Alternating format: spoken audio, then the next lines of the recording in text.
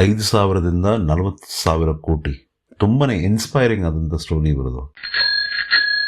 ಪ್ರಕೃತಿ oil mill. Rakesh Jhunjhunwala 1960ರಲ್ಲಿ ತೀರ ಬಡ ಕುಟುಂಬದಲ್ಲಿ ಜನಿಸಿದಂಥ ಇವರು ತನ್ನ 20ನೇ ವಯಸ್ಸಿನಲ್ಲಿ ಒಂದು 5,000 ರೂಪಾಯಿಯನ್ನು ಸ್ಟಾಕ್ ಮಾರ್ಕೆಟ್ನಲ್ಲಿ ಇನ್ವೆಸ್ಟ್ ಮಾಡ್ತಾರೆ. ಇಲ್ಲಿ ಶುರುವಾದಂಥ ಇವರ ಜರ್ನಿ, ಇವರು 20ರಿಂದ 30 ಕಂಪ್ನೀಸ್ಗಳಲ್ಲಿ ಇನ್ವೆಸ್ಟ್ ಮಾಡ್ತಾರೆ, ಇನ್ಕ್ಲೂಡಿಂಗ್ ಟೈಟಾನ್ ಮತ್ತು ಟಾಟಾ ಮೋಟಾರ್ಸ್. ಕೆಲವರು ಹೇಳ್ತಾರಲ್ಲ ಮುಟ್ಟೆದೆಲ್ಲ ಚಿನ್ನ ಆಗುತ್ತೆ ಅಂತ.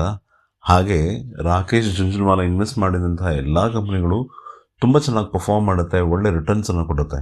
ಒಮ್ಮೆಗೆ ಇವರನ್ನು the big bull of Dalal Street ಅಂತಲೂ ಕೂಡ ಕರೆಯಕ್ಕೆ ಶುರು ಮಾಡ್ತಾರೆ. ಇನ್ನು ಕೆಲವರು ಇವರು ಕೇವಲ ಕಂಪ್ನೀಸ್ಗಳಲ್ಲಿ ಇನ್ವೆಸ್ಟ್ ಮಾಡಲಿಲ್ಲ, ಇವರು ಭಾರತ ದೇಶದ ಬೆಳವಣಿಗೆಯಲ್ಲಿ, ಅದರ ಆರ್ಥಿಕ ಅಭಿವೃದ್ಧಿಯಲ್ಲಿ ಇನ್ವೆಸ್ಟ್ ಮಾಡಿದ್ರು ಅಂತಲೂ ಕೂಡ ಹೇಳ್ತಾರೆ. ನಿಮಗೆ ಸುಮ್ಮನೆ ಹಾಗೆ ಹೇಳೋದಾದರೆ, ಇವರು ಸಾಯೋ ಹೊತ್ತಿಗೆ ಹೆಚ್ಚು ಕಮ್ಮಿ 40,000 ಕೋಟಿಗಳಷ್ಟು ಹಣನ ಸಂಪಾದನೆ ಮಾಡುತ್ತಾರೆ. ಇವರು ತಮ್ಮ ಕೊನೆಯ ದಿನಗಳಲ್ಲಿ ಒಂದು ಪಬ್ಲಿಕ್ ಇಂಟರ್ವ್ಯೂನಲ್ಲಿ ಮಾತಾಡ್ತಿರುವಾಗ ಒಬ್ಬ ರಿಪೋರ್ಟರ್ ಅವ್ರನ್ನ ಒಂದು ಪ್ರಶ್ನೆ ಕೇಳ್ತಾರಂತೆ.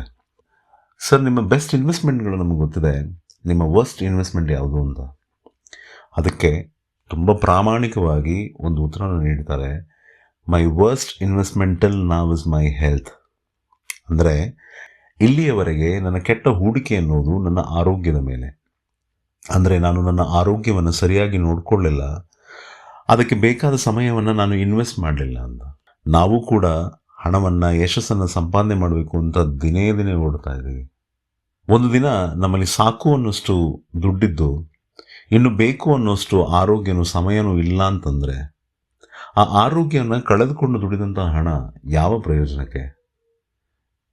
ಯೋಚನೆ ಮಾಡಿ.